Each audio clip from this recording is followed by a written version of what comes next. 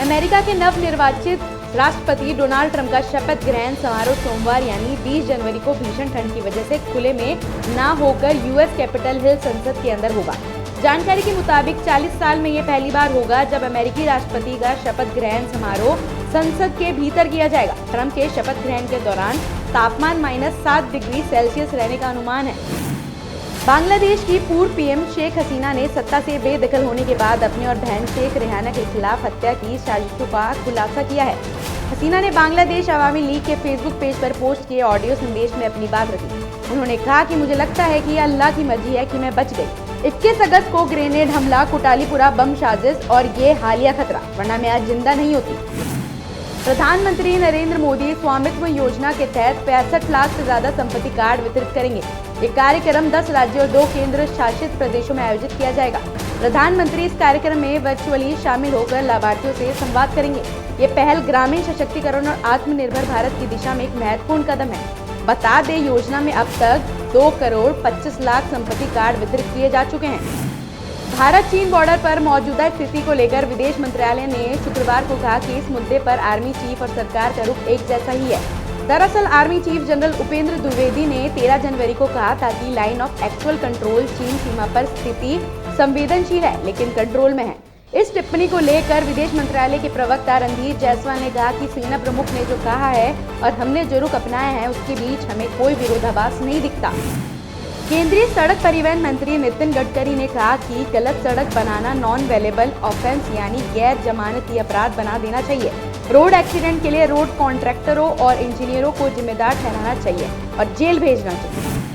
Gaza में पिछले 15 महीने से चल रहा हमास और इजराइल के बीच का युद्ध लगभग खत्म हो गया है। इजराइल के मंत्रिमंडल ने शनिवार को गाजा में युद्ध विराम के समझौतों को मंजूरी दे दी। इसके बाद वहां बंधक बनाए गए दर्जनों लोगों को रिहा होने का रास्ता साफ हो गया है। इसके साथ ही हमास के साथ 15 महीने से चल रहा युद्ध रुक जाएगा। ये संघर्ष विराम 3 चरणों में पूरा होगा। पहले चरण में इजराइल के 33 बंधकों को रिहा किया जाएगा। बदले में इजराइल भी 250 फिलिस्तीनी कैदियों को रिहा करेगा। महाराष्ट्र के मुख्यमंत्री देवेंद्र फडणवीस ने pan IIT world technology global conference 2025 में शिरकत की। कार्यक्रम में अपने संबोधन में सीएम फडणवीस ने कहा कि आज आईटी और एआई हमारे जीवन को बदल रहे हैं। वह उस तरीके को बदल रहे हैं जिस तरह से देश शासन करते थे, सरकारें शासन करती थी, और वह वितरण की हमारी क्षमताओं को बढ़ा रहे हैं। ग्रामीण क्षेत्रों में हर एक व्यक्ति को गुणवत्तापूर्ण स्वास्थ्य सेवा से जोड़ना आज केवल प्रौद्योगिकी की मदद से ही संभव है। 31 जनवरी से संसद का बजट सत्र शुरू हो रहा है। इसी सत्र में वक्फ बोर्ड संशोधन बिल को लेकर गठित जेपीसी की रिपोर्ट पेश होनी है।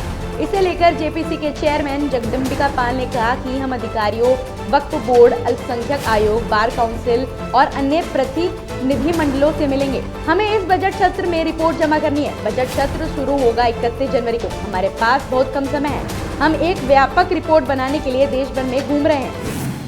दिल्ली चुनाव के लिए बीजेपी ने अपना घोषणा पत्र जारी कर दिया है। इस पर कांग्रेस उम्मीदवार संदीप दीक्षित ने प्रतिक्रिया देते हुए भाजपा के घोषणा पत्र को यहाँ-वहाँ की कॉपी बताया। उन्होंने कहा कि कर्नाटक और उससे पहले तेलंगाना में चल रही इंदिरा रसोई बेहद लोकप्रिय योजना रही है।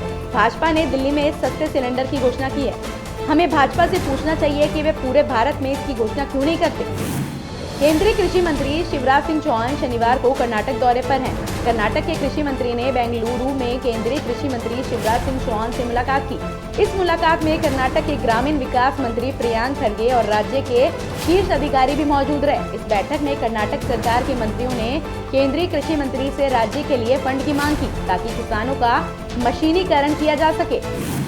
आज चैंपियंस ट्रॉफी के लिए भारतीय टीम का ऐलान होगा। मुंबई के वानखेड़े स्टेडियम में चीफ सेलेक्टर अजीत अगरकर और कप्तान रोहित शर्मा टीम का ऐलान करेंगे। भारतीय टीम में मोहम्मद शमी की वापसी हो सकती है, जबकि जसप्रीत बुमराह और कुलदीप यादव का चयन फिटनेस पर निर्भर करेगा।